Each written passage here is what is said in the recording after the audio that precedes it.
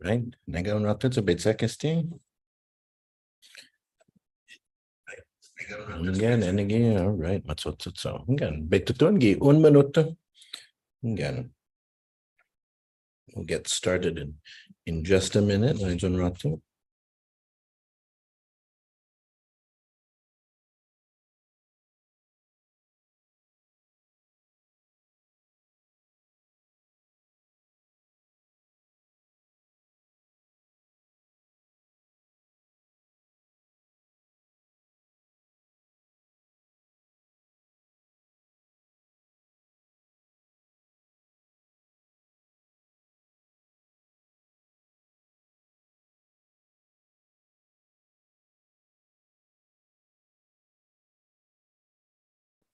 Yeah. Ole matsotso todo. Biba. All right. Half a day hamzo todos bueno. Si Zeus Mase put in ega este episode Fanachu. Thank you for tuning in. Guawi host Midzu Tatlo inanho si Michael Luhan Bavakwa. And today's Fanachu episode is different than usual. Normally, Fanachu, we invite somebody to come to talk, or either one person, a group of people to talk about an issue, share a story, engage in conversation. But this week, we have something different. This episode is called Voices of Protest, Counter Comments over the Proposed Missile Defense System for Guam. And so if you have not been paying attention, and I know there's a lot of things going on, it's hard to keep up with everything between sort of the family obligations that we have, continued typhoon recovery operations, but also sort of the start of the school year and all of the stress around that, even the delayed school year, the uncertainty over schools opening on the island. There's so many things happening. And so if you don't know much about the missile defense system that is being proposed for Guam, who comprendia? It has been hard to follow. In a previous episode, we talked to a group from Prutehi, Litekyan, who participated in protests over the scoping meetings that were held around the missile defense system. And one thing that they shared is that despite new plans being made for Guam and how Guam will be used by the US military, there remains very little concrete information in terms of how Guam will be impacted, what lands, what areas, what villages on Guam might be impacted by this. There's the possible inclusion of nuclear energy being used for these sites, being brought into the island. And so there's a lot of confusion. Even the Pacific Center for Island Security has even brought in the idea that how reliable are these systems? These missile defense systems are being touted as like a shield that can protect us from potential threats against the United States and therefore Guam from Asia. But there's also a gap in terms of what we know about these missile systems and how they might protect us or how they might not protect us. And so as usual, what we find is for all of these issues, we find that there is this gap. And it is a gap that is created by our location and our political status, in which discussions of the defense of the United States we always need to clarify that for ourselves. When the United States is talking about its defense, is it talking about defending Guam, or is it talking about using Guam in its defense? Because historically, Guam is a place that's used for the defense of whatever empire has claimed it. There's very little thought for the island itself, for the people who call it home. And so this is something that is being lost in this. And this is why it's important that, that we speak out as much as we can about this. Guam is a territory, an unincorporated territory within the United Nations definition. Guam is a non-self-governing territory. And so what that means then is that when decisions are being made by the United States, for example, about what might happen in the future around our military use, we don't have a say. Guam doesn't get to vote for president, doesn't get to vote for the commander-in-chief. Guam doesn't have voting representatives in the US Congress who get to speak and vote and protect our interests, support our interests. But at the same time, Guam is also not an independent country. It doesn't have a treaty with the United States or anyone else in which it can also use to protect its own interests. And so, as is often said, if you do not have a seat at the table for these sorts of issues, then it means that you are likely on the menu.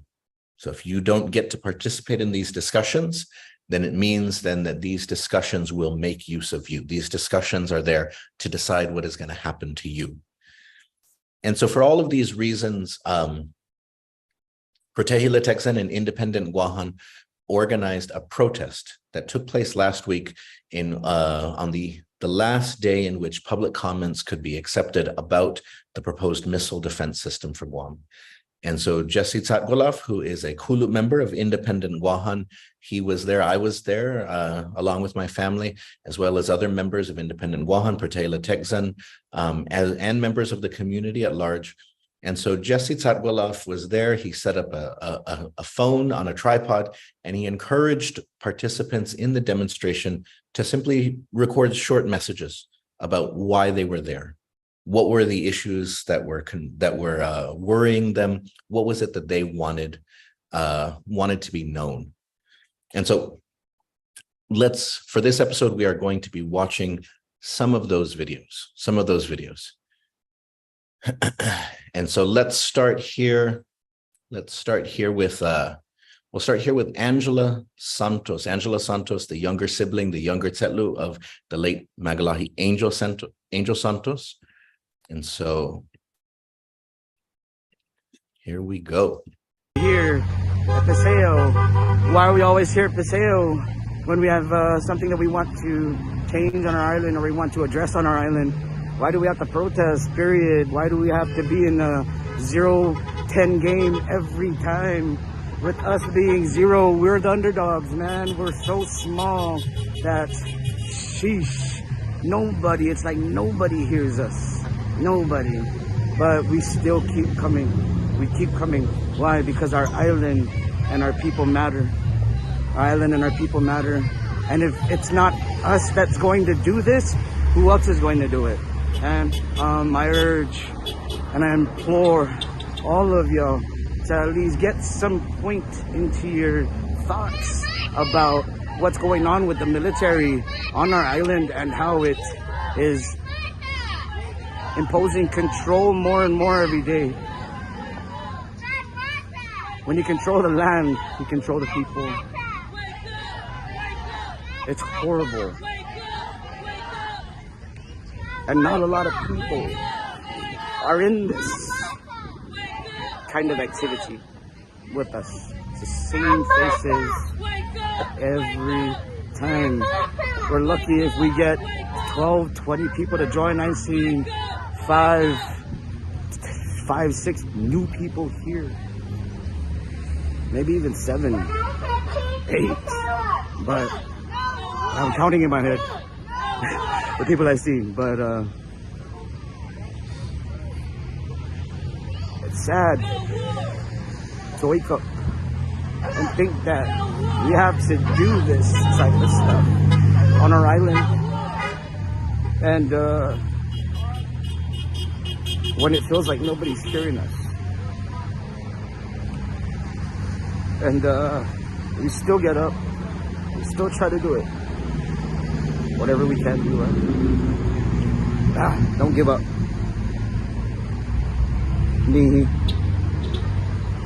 Let's go.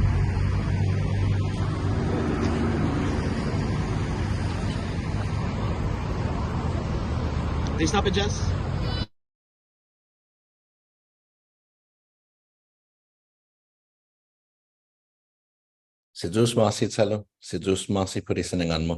Thank you so much for those words.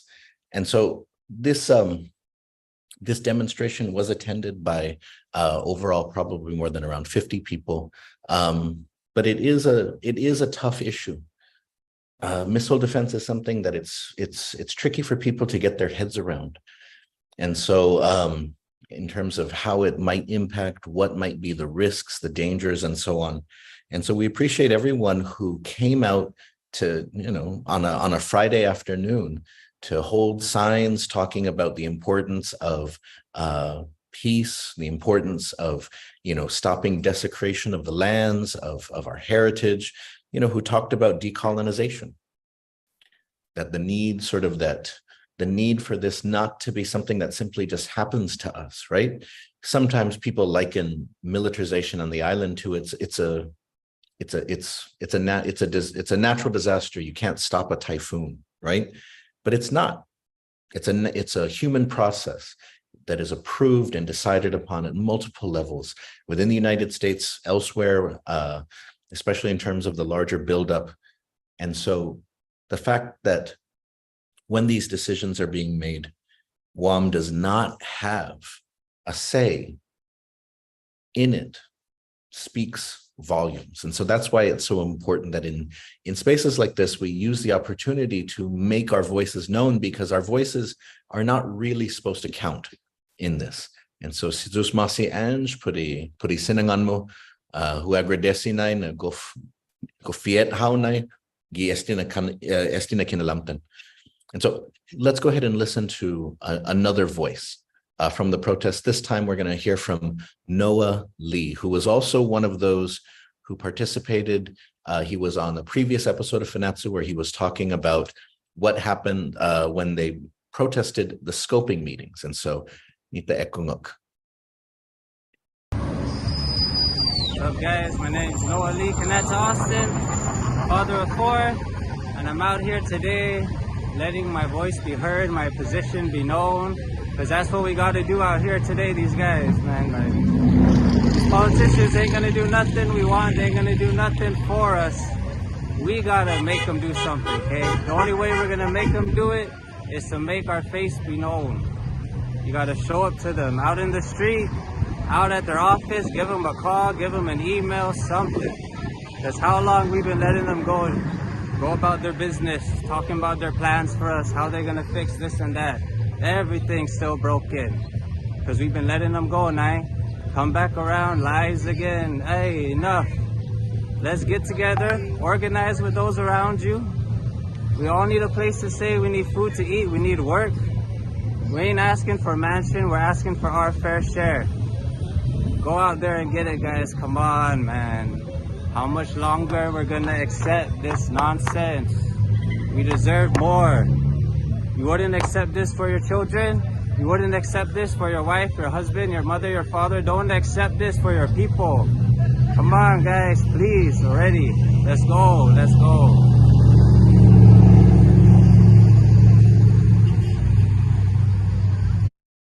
Sidus Masi Noah.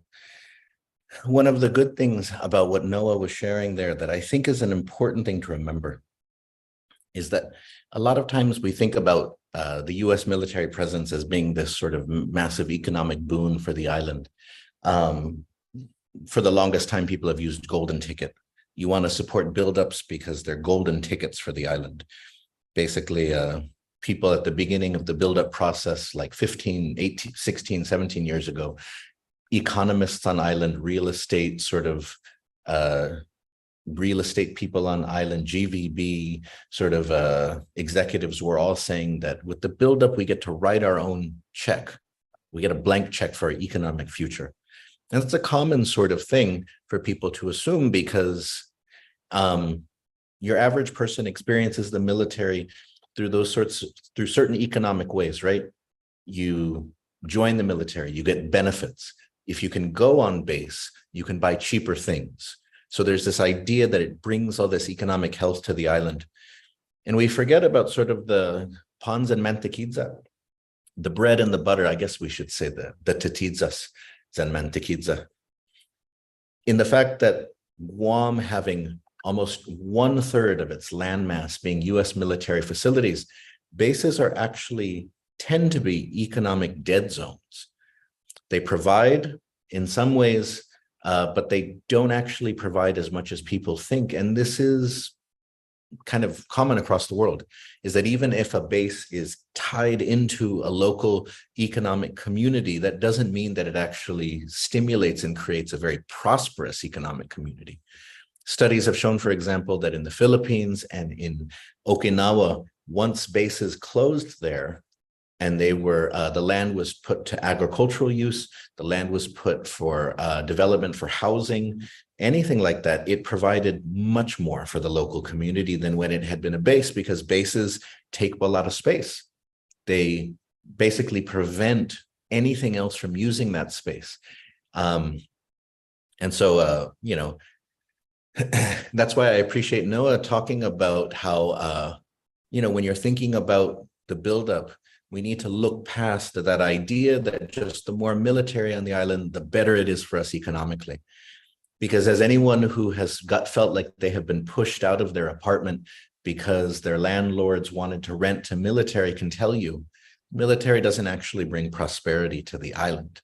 It funnels money in certain ways, but it doesn't necessarily mean that everybody sort of like it's just salapi, gininilanget, money from heaven, or something like that.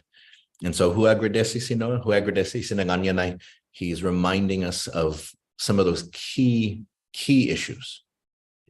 And so let's hear from some other voices. Let's hear from some younger voices. And so here we have Maria Sol Marquez, and we have Tori Manley.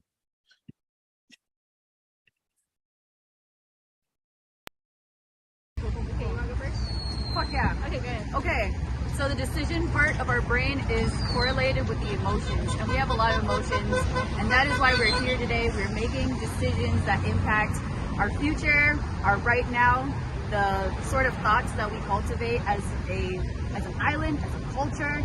Please tell me your frustrations and your emotions that just made you decide to come here today. Yeah, so like Somnak was saying, there's a lot of emotions that come here as well with the more logical decision part of our brain. We're here because we want to make differences in the future, even if they don't seem like a big deal right now, they're going to be a big deal in the future. And we're doing everything that we can to educate ourselves about how we can create a better future for ourselves and our island and our community as a whole. The emotions I'm feeling right now is, honestly, I'm going to be real, frustration and hopelessness that maybe we're not going to be able to do it. But because I feel so small as an individual, but when we're together and we're supporting each other, we know that we can do so many big things together as a group. We can accomplish the remarkable. People together change history. Yes, just like the American dream, it changed history. Yeah, just us trying to make our culture live a little longer, that's changing history right now. The renaissance of our people, the renaissance of like human rights, it is happening right freaking now. And now more than ever, we have like our phones right now that we can use to educate people and record knowledge and use it for later use. And so this is a great time to like kind of network and cultivate these communities, even if we don't have the time to be at present all the time. That's true. Thank you. I was just telling Sol earlier that I don't bring signs to these anymore because we're a direct sign. All that honking is in support. We are a direct sign that there needs to be change. And I was just also telling you earlier that people have to go out of their way just to learn this stuff, and that's not right. Yeah. Why should we have to go out of our way to learn these sort of things? Why can't they just be a factor in our everyday life? That's priority. because the system, America, does not want you to know the truth, because then it would not be as easy for them to get away with it. Woo-hoo! Ignorance is power. It hurts. It truly hurts. I want to be high five. Yeah! Yeah! Thank you That for was your time. great. That was so Awesome. good. That was amazing. Yeah. I don't even feel like doing it by myself no more. Yeah, that was great. good. I think we're powerful together. Sidus Masita Tori and Maria for their comments. And so it's a very important point. They were making a few different points. It really does. One of the things that I always find fascinating about this is that the military has such a massive presence on Guam. You could call it the 800-pound gorilla in the room. You could call it the 800-pound carabao in the room. You could call it the 1,000-pound elephant in the room. Whatever sort of animal metaphor you decide to use for the military and its presence on Guam, it's this massive part of our life, our reality here. But it's so interesting how little people understand sort of our relationship to that thing. You would think that if you lived in a house in which there was an 800-pound gorilla walking around in the house, you would become experts on that gorilla and what it does in your house. Maybe it helps you. Maybe the 800-pound gorilla is really helpful when you need something on the top shelf and it gets it for you. But maybe that 800-pound gorilla also makes a mess of things. It breaks things. It doesn't fix them. Or it'll come into a place and it'll destroy everything, and then it will claim that it didn't do it and it's not its fault. Maybe the 800-pound gorilla makes it so that it's more dangerous in your house because other people see the 800-pound gorilla in your house and they want to set your house on fire. They want to come in and kill the 800-pound gorilla. And it doesn't matter who gets hit in the crossfire when it comes to taking down the gorilla. And so what we're seeing with a lot of these comments is a lot of people just wondering, why is it so hard to get information? If sort of the military, our military importance is such a critical part of who we are to the United States and who we are in the world, why don't we want to understand that better? Why don't we want to understand it in ways that can help us in terms of making decisions, but also, so that we know if something benefits us, but we also know if something isn't necessarily good for us. And so, as Tori and Maria were both commenting, it's great to see people come out. It's great to see people come out and take a stand on these sorts of issues. Not everyone feels comfortable doing that. We do want to acknowledge that compared to, let's say, 30 years ago, when Nation Chamorro was first starting to protest, people like Angel Santos, Ed Benavente, and others, when they were protesting and taking a stand on issues, it was considered to be much more controversial in those days. When we move up closer to today, it's much more acceptable to do it. It's okay. There's still some stigma attached to it. You'll still find people who will say, I'm not an activist. I don't want to be an activist. No, I'm not a radical and stuff like that. But when you think about it, how radical is it to stand by the roadside and say, I'm worried about my island. I'm worried about what this might mean for my island. Or stand by the roadside and say, how come they're proposing this for us, but they're not giving us full information? Why aren't they telling us more about what this might mean for us? When you think about it in that way, it's not radical or crazy. It's necessary. It's very logical. It makes perfect sense. And so Sidus Masi to Tori and Maria for sharing their voices and sharing their thoughts. Okay, so let's go to another one. We have Julia Faye Munoz, who's sharing some of her thoughts. Hapaday, Guåhan si Julia Faye Munoz, and I am here today to express my disapproval of the missile defense systems that the Department of Defense has expressed its intent to implement. I'm here to also support all of us here as well who are against this project that encroaches on our Chamorro and our island's lands, waters, and violates our rights to self-determination and free, prior, and informed consent. The project is so large in scale, and many experts have explained already that it is not necessarily a foolproof system, nor is it something that will protect the island per se from the geopolitical situation that the military is describing. Rather, there's been a lot of expertise expressing that it will actually provoke our attack and put our island on even more in a precarious state. So I cannot support and strongly disapprove of this project, and I'm here to express my support of protecting our lands, waters, and this island that we call home. Sidus Masi.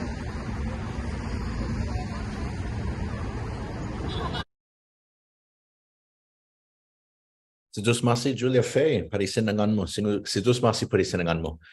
And so she brings up another good point that we should reflect a little bit on, and that is that relationship between decolonization and militarization. This is something which the United Nations, for example, has kind of thought about and expressed concern about for a very long time. Even if you go back into United Nations resolutions into the 1960s, you'll find that there is a clear message that administering powers, which is the UN term for countries like the United States that have colonies, administering powers are not to increase their military presence in their colonies, their non-self-governing territories, because everyone can readily assume and understand that by increasing their military value, by increasing their strategic value to the country, it decreases the chance that they would ever be given their rights to self-determination, that they would ever be allowed to change their political status to something like statehood, free association, independence, where they would be able to genuinely self-govern, be equal with their former colonizer, independent from their colonizer, freely associated with their colonizer. And so this is an important point, because this is our history in the 20th century, is that the United States, its connection to Guam has always been defined primarily by strategic value. And that has meant Guam gets some resources that other territories don't get. But what also happens is that Guam then gets denied certain things because it's seen as being too valuable as a territory. And that if it was to become a state, if it was to become independent, it would change the US's relationship to it. That the US then, for example, might, so if this is like a little bit too theoretical for you, or like a little too abstract, imagine it in this way. It's something which you can always understand in the negative from what the military says about Guam. So when asked about why Guam is valuable to the United States, you will always hear things about where it is, its location, but you will always hear to talk as well about something like strategic flexibility. And it can have different forms, different names, different things, colored in different ways, the idea. But one of my favorite ways to talk about it is in terms of when, for example, one admiral expressed Guam's value, that if South Korea doesn't want us in their countries, if the Philippines doesn't want us in their country, if Japan doesn't want us in their country, then we have to do something about that. If South Korea doesn't want us deploying these troops, if South Korea doesn't want us doing these exercises, if South Korea doesn't want us doing this training, or if Japan, the Philippines, Australia, if any country that we have bases at our interests in doesn't want these things, we may not be able to do them. But Guam's value is that there's that flexibility. It is considered to be US territory, which means that the military is allowed to act in ways that it can't act in foreign countries. It gets the benefit of Guam being surrounded by, in a foreign theater, surrounded by other countries, but you have that flexibility where you don't have to answer to any local government while you are in the midst of what is considered to be a foreign theater. And so at the edge of that assertion is the idea that Guam doesn't have a government which can actually do anything about military activities. It can't stop them. It can't negotiate. It can't assert itself against the interests of the military. That's what gives the United States greater strategic flexibility. If it wants to bring things into Guam, it doesn't need to talk to anybody about it. If it wants to take things out of Guam, it doesn't need to talk to anybody about it. So it is foreign and domestic at the same time. And both of those things combined mean it is territorial too. And so Julia Fay was right to bring that out in her comments, because it's part of our value. It's part of the value to the United States, is that the United States gets to have it both ways for Guam. The downside, of course, is that we aren't consented. We are policies are brought upon us, and this is not sort of like a typhoon. This is not an earthquake. These are not sort of naturally occurring phenomena. These are policies. These are things that are brought out by governments, and they are things in which Guam should absolutely have some say in what happens, but we are consistently shut out. We are sort of denied because we are territory. And so, Sidzus Masi Julia Faye, for your thoughts. All right, here we go. Let's listen to now. We'll listen to Victoria and Josh. Victoria, who many of you will know, Victoria Leon Guerrero is the co-chair for Independent Guåhan. Josh is a physical therapist, he's a medical practitioner. And so he is, we'll listen to him first, and then Victoria after that. Okay, shoot. Out here in the streets today, just to push the point of peace. Peace for the people out here. When it really boils down to it, for me, truly, I don't believe in war, and I don't want our people to be in the middle of it. Sometimes we forget that Guam has been bombed before. You know, people talk about it like it's an impossibility, but it's happened before. And you know, the Chinese aren't angry with Micronesians, so let's be real. More military buildup means more potential for war. What's military for, really? So that's what I'm for. Peace. Peace for my kids, their kids' kids. Making sure this land is clean so people can thrive here, and the indigenous people can thrive here too. Viva Guåhan. Viva Independence.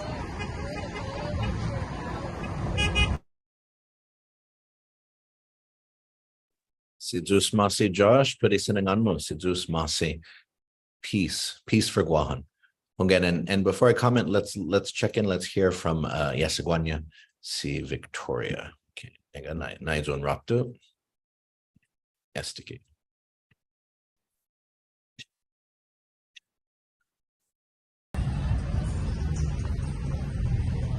Oh, wait. Oh, just why am I here today kind of thing? Yeah, anything. Okay. Yeah. Hafidzi, we're here today to say no war in the Marianas, in Guåhan, in Oceania. We did not ask to be made a target of any war. Our history has shown that we have fallen victim to war before. We've survived atrocious acts against our humanity. We continue to be made a target of war without our consent, and we want it to stop. Missile defense systems do not protect us. They make us a bigger target of war, and we want it to stop. Put babot, no war in the Marianas. Self-determination for the Chamorro people, Pagu. It's time for independence. Esta. Sidzus Masi. Thank you so much to Victoria as well for her comments there, to both her and Josh for their comments. An important reminder that does more military on Guam make us safer? You know, as Josh pointed out, as Josh being, Yappies, Josh pointed out that China isn't at war with Micronesia. China is threatening Guam. And so the difference, of course, is that Guam has a significant amount of US military presence compared to other places in Micronesia, which is why there are missiles that are cutely dubbed Guam killers, because the Chinese see Guam as a threat. And they don't see Guam as a threat because of Doni Denancy. They don't see Guam as a threat because we Atanbaba'd them or something like that. They see Guam as a threat because of the significant US presence here, the military presence. And does missile defense make us safer? Does it make us less safe? And this is not something which is simple, right? So that's one of the things we have to keep in mind, is that it's not a simple thing. It's not like if you just do this, everything is good, everything is bad. Bulag, if you know English, apu guini. Go fatsieste. It's very difficult, it's very complicated.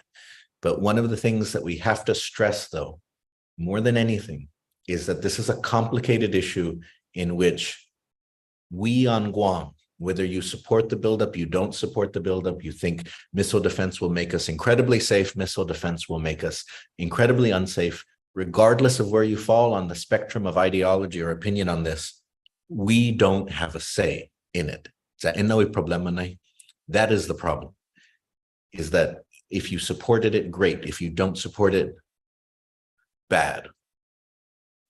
Our role is that we were able to submit comments about it, and that's it. No one in the discussion, so no one in the room when this was being proposed and discussed got to represent Guam and say, man, I don't know about this. This sounds kind of crazy. Or no one in the room got to sit from Guam representing Guam and say, you know what, this will make Guam safer. I think I like this. Tadza, ni hadzi. No one. Ni hafafa. Nothing. And that's the problem. And so when you hear Josh and Victoria talking about peace, their family, what kind of island this is, it is so appalling that these decisions get to be made and we get to submit comments on it, but we were never involved in the discussion about what is going to happen or not. And we don't have any ability to say no. We don't even have the ability to say yes. If that, and so, for these reasons, everyone should become much more engaged on these types of issues. Because can you imagine, as I was saying earlier, an 800-pound gorilla living in your house and you don't know anything about it. And the 800-pound gorilla gets to do stuff in the house and you get to kind of write sticky notes, post-it notes and say, Tizao esti, I don't like this. Or por favor, please don't do that. And that's all you get to do about what the 800-pound gorilla says and does in your house. All right, so we are almost down to the end of this. We have 2 more videos that we are going to be watching now.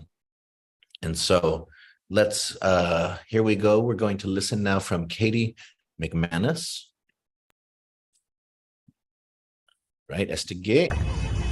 Hafide Ali, my name is Katie. I'm a local mother of 4, teacher, artist, and I'm here today to show spirit and solidarity with the movement. And you know, a lot of people refer to us as activists, and I like to say that, you know, we're not activists, we're protectors. I'm not an activist, I'm just a mom who wants a safe and thriving world for her children and all of their children to live in. I just want what any mom would want. Basic human rights for our children. Clean water, air, a protected home, end of desecration of our home, holding people accountable for their actions, and the end of all this corruption. And yeah, basically just basic human rights. That's what we want, and I don't know how that makes us activists. So other people might call us activists, but I think we're just humans that want basic human rights, indigenous rights, just the basic necessities. And right now the military has been contaminating drinking water, other than aquifer. They have over 100 toxic chemical dump sites. The military buildup not only has caused so much destruction, you know, of our natural resources, destroyed homes to our endangered animal species, who, like our fruit bats and our birds that our forest depends on to, like, basically farm it.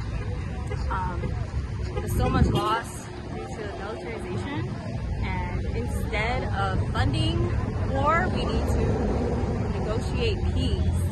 You know, there is no reason to be causing so much destruction and contamination when we could be forcing our leaders to negotiate peace. But obviously there's no profit in that, because that's really what war is about. It's all for profit for the elites. And we are sick and tired of it. And any good person, you know, should want peace and want our leaders to negotiate peace so we don't have all this destruction and desecration and inflation that comes along with the military buildup that is making it harder to live here. That's why a lot of people are leaving our island, because it's so hard to survive on this island. I work 3 jobs. I'm a teacher, I gig as a singer sometimes, or every week, and I do a business with my friends, party events and stuff, and it's still not enough. And that is why a lot of people keep living here. As the military buildup continues to grow and more military people come here, rent rises because they're accommodating people in the military. You've seen it happen in Hawaii and all these other places. The inflation is making it hard for locals to live here and survive. And that is a huge problem. Gentrification, which comes with colonization, militarization. And it sucks. It really sucks. And the only reason actually I'm still living on this island is because I have no choice for a joint custody order with my children, my fathers. And so I'm stuck here. And while I'm stuck here, you know, I have to struggle for 3 jobs and try to hustle even more on top of that because it's still not enough to get by, pay for rent, and just take care of kids and stuff. And that's a lot.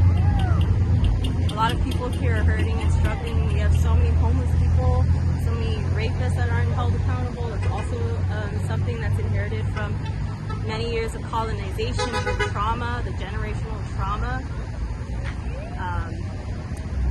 There was a study that was done, I've shared this before, there was a study that was done in the 70s, and they observed that places that had a high rate of violence on women, children, people, also had a lot of destruction and desecration on the land, and vice versa.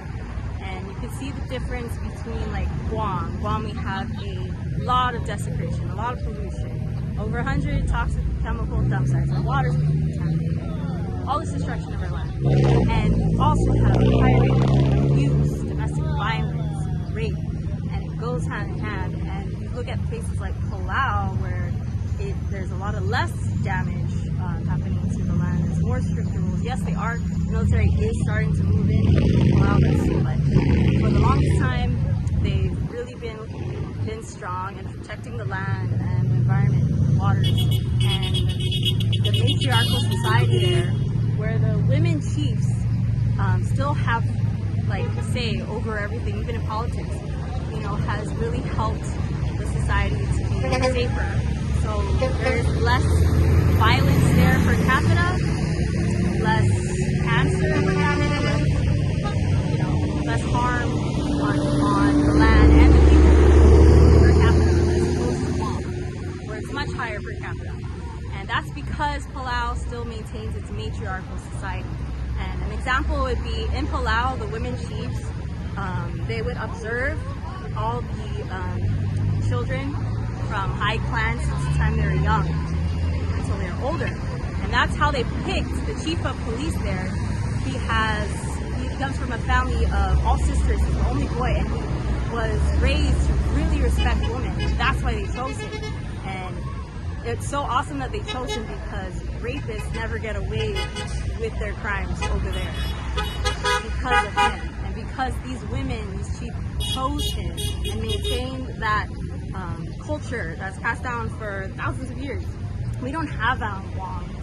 We have been colonized for so long, and there's so much harm here that's happened to people who.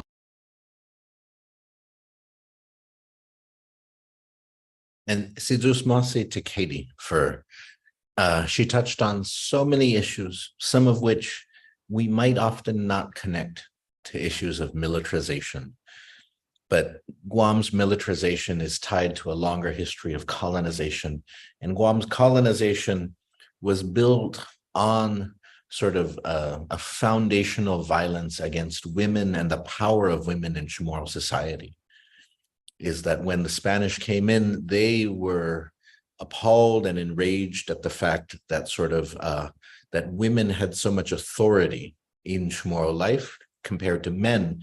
It wasn't aligned with their values, their religion, which is why they worked then to push more women down in society.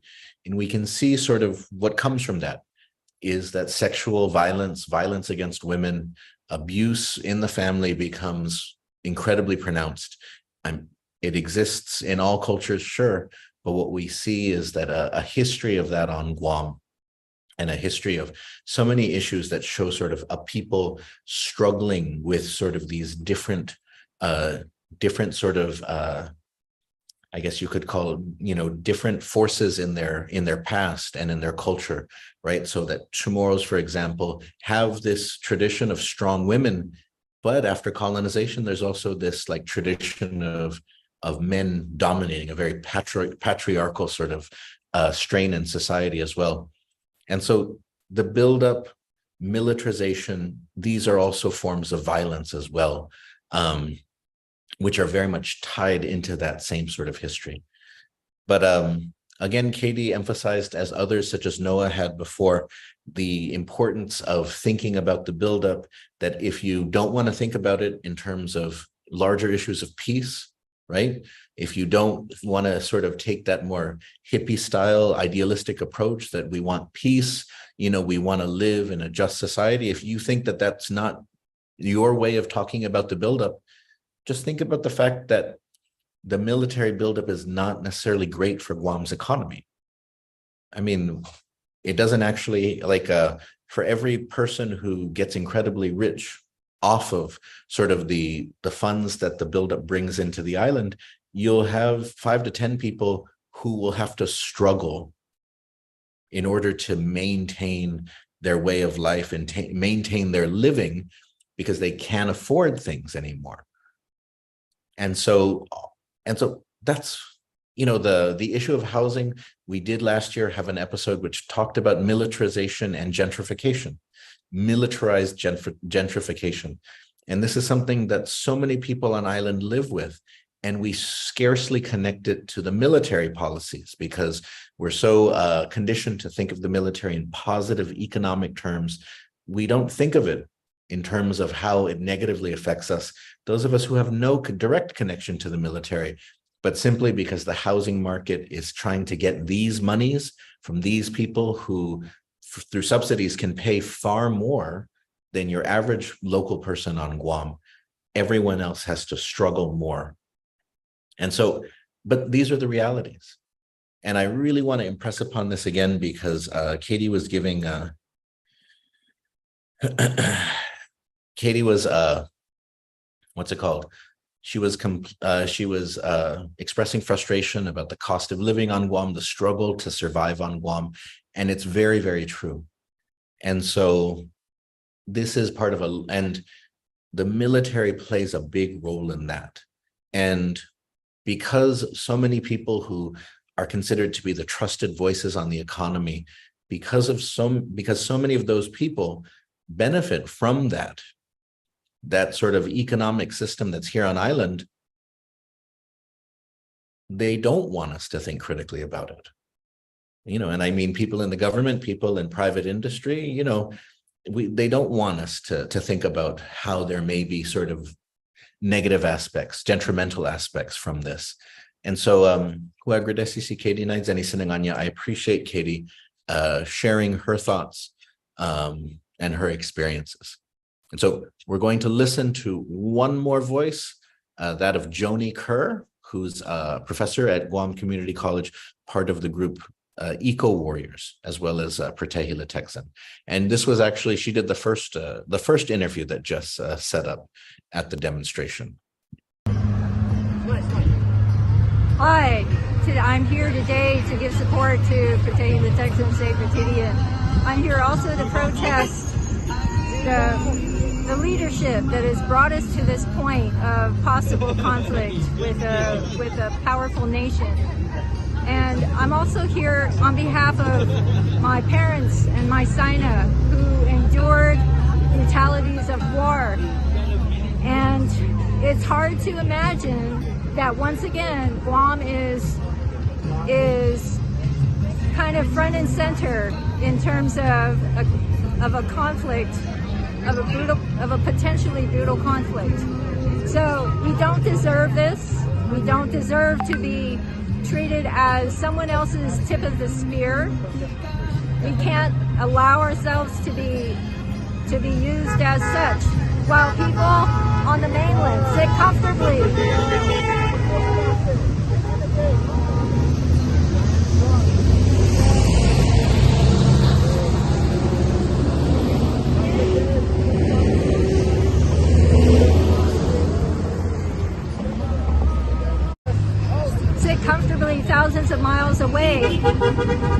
pressing those or making it possible for war to be provoked. I don't understand leadership that has become so inured to the brutalities of war, particularly when so many Chamorros and people here on this island and their relatives have given so much. They gave the ultimate sacrifice, and so it just doesn't make sense in this day and age to be treated like a possession, as if we didn't matter, as if, wow, you really think that this missile defense system is gonna protect us? What I would like some answers to are what do they expect to do? How do they expect to protect the civilian population of Guam? What is the expectation, or are we just going to be collateral damage?